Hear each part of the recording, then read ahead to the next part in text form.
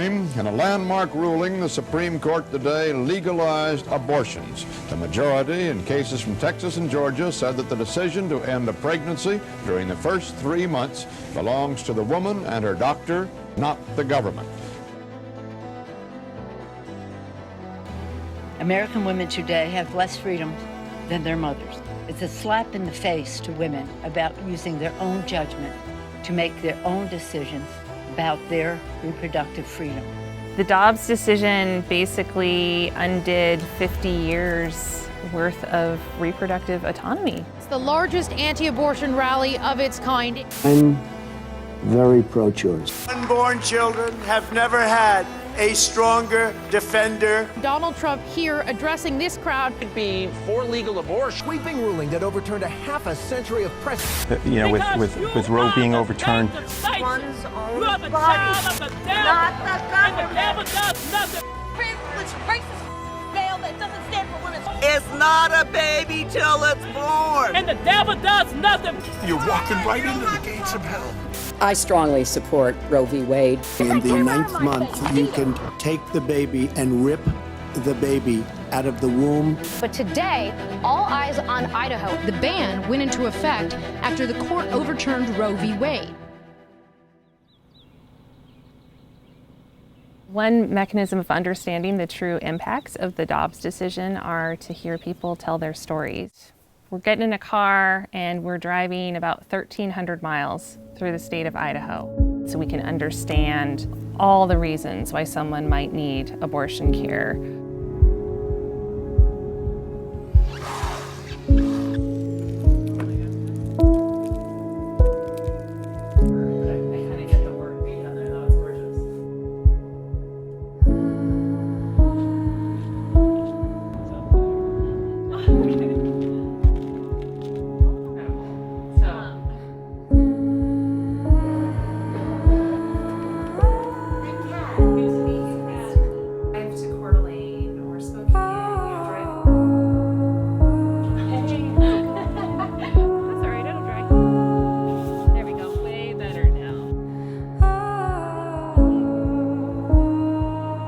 I just felt undone hearing these women's stories of being in such a painful place and then having to travel. Yeah, depending on the area, yeah. Wiley down. And who's this? This is Tucker. Hi, Tucker. He's the newest. Hi. Wiley, stay down with the boy. I have 2 lovely children, 2 girls that are 6 and 4, and a supporting partner. I just don't feel like I'm done having kids. I really, really want one more. Yes, I definitely want more. I would love the opportunity to have more. We decided that we would love to have a second baby when Finley was about 2. Roe v. Wade was overturned while we were deciding, if we wanted to get pregnant. And I did have a conversation with my husband. I remember telling him, this feels like a really scary time to be pregnant in Idaho. And it was like a month later I was pregnant.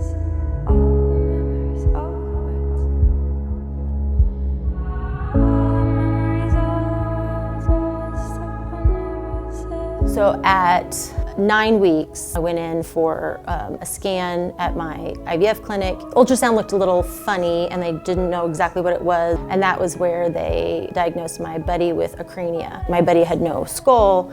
The brain essentially disintegrates in the amniotic fluid. If the child is born and they're born alive, they cannot see, they cannot hear, they will never be aware. I was committing a crime by terminating my pregnancy after 6 weeks, according to the state of Idaho. When we got to our 20-week anatomy scan is when we were told that things were not progressing. And there wasn't a good option for us. There was no option that led to a healthy baby in the end, right? But we knew almost right away that it was what we had to do, for the most compassionate thing that we could do for that baby. It was terrible. It was definitely the worst thing that we've ever experienced as a couple, as a family. Excuse me. Well, right when I got the phone call, I just broke down into tears.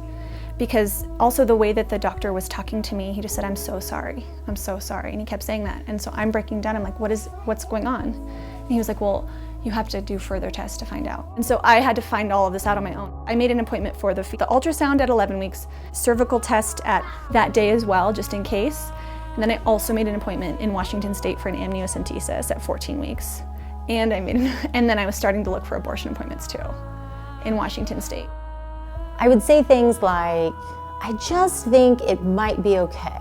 And it was my OB that said to me, as like trying to snap you into reality of like, that is not a journey that we're going to take.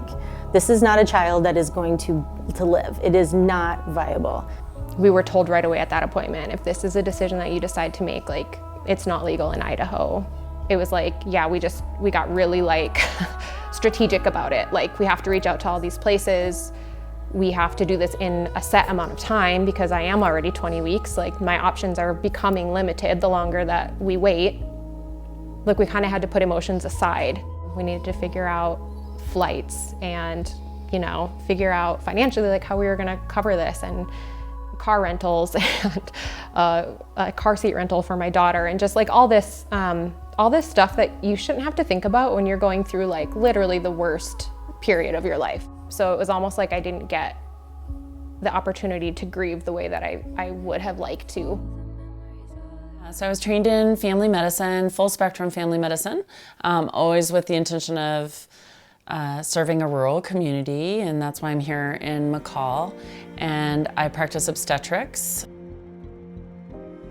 And so it's fraught with this high level of stress. I would say there's rarely a case now, even with a pregnancy loss situation, that doesn't feel clouded by the laws that we're working under. You feel that tension that really, you know, that needn't be there if it weren't for these laws, because you would otherwise be having a conversation with a patient, with a family, with the people that they trust, and instead we're in this situation where you feel this other presence of the law in the room that you're answering to, even though you know that that's not right for the practice of healthcare.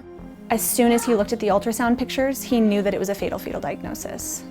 The option was have a stillbirth, go into sepsis, or have a fetus carry to term, and then have a baby born that goes directly into hospice end-of-life care. To have these patients that you get to be so intimate with, you essentially tell them what the diagnosis is, and then you say, I cannot help you beyond that. He said, I'm so sorry. A year and a day ago, I would have offered you a D&C. And I was like, okay. And he's like, all I can do is hand you this piece of paper and say good luck. Our patients aren't sure what is still legal, what is okay to even talk about, what I'm allowed to refer. How long am I? So where does that like put me? Can I go to Utah? Do I have to go to Seattle? Do I have to go to Oregon? Like, what state is willing to help me?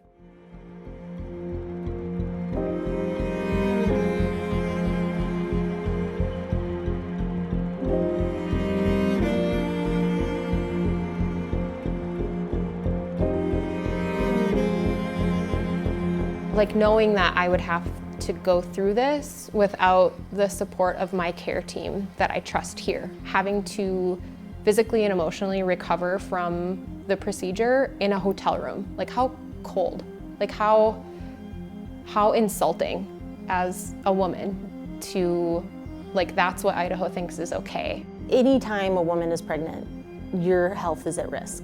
And to then do that with a pregnancy that you know is terminal, and then you have to take into consideration the mental health on that as well. It's like, how do you walk through your day and people are excited for you and they're happy for you, and she's like, you own a kid's clothing store.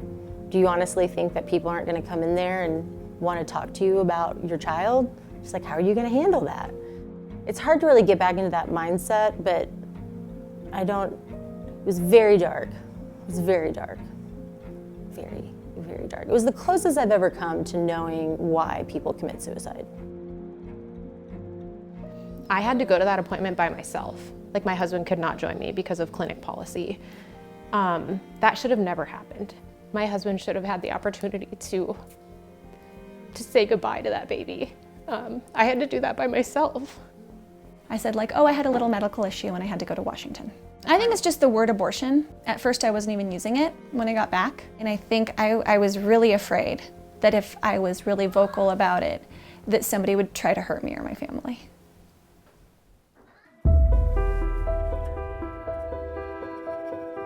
So let me be clear, what you're saying then is, let's say a 13-year-old girl was raped by an uncle.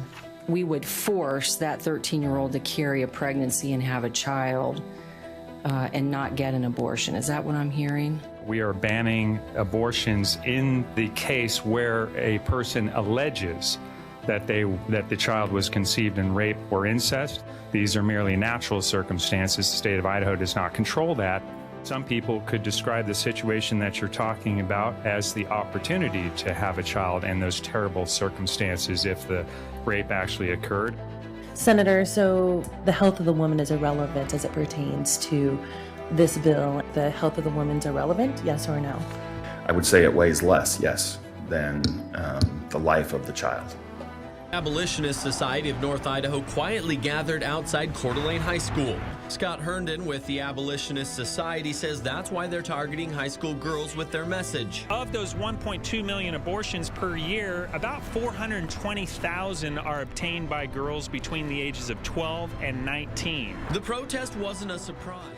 If it were possible, I would want legislators to understand that we don't try to do their jobs, so why are they trying to do ours?